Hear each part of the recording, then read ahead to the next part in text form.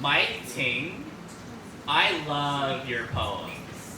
They're so different, you know? Don't get me wrong, those other poets were amazing, but they just keep talking about stuff that happened way back then, and your story is just so new. This oriental struggle of yours is something I can totally get over. Behind. It just sits softer in my mouth, you know? Like my gums don't swell with guilt when I say your name, and your name, Mike, M-I-C, like a microphone, so clever.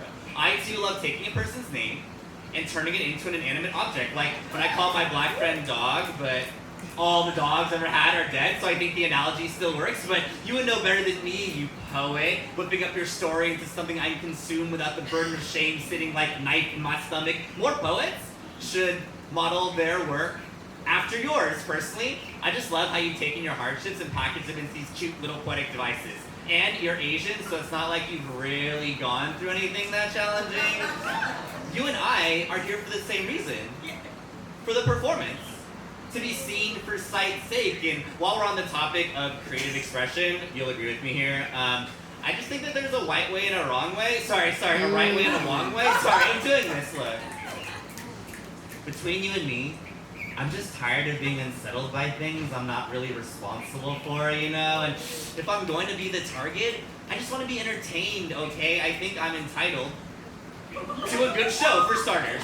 Can we please stop blaming all of us for the rise of white supremacy? I voted for Hillary, okay, and she's not a supremacist. Or can we cool it with the incessant reminders of this country's history of racial injustice? Like, where's the poetry in that? Instead, how about a beautiful metaphor on how you turned your 2-cent tragedy into $1 million perspective? Or one of those nice list poems of all the ways you're actually going to better yourself. I just want to hear how you overcame, not who or what or where you came from. Listen, we get it. The colored child died, will die, is dying 1,000 deaths, but that's not my fault. I didn't pull the trigger. I didn't conquer this land. Don't get mad at me for judging. You asked me to. Remember?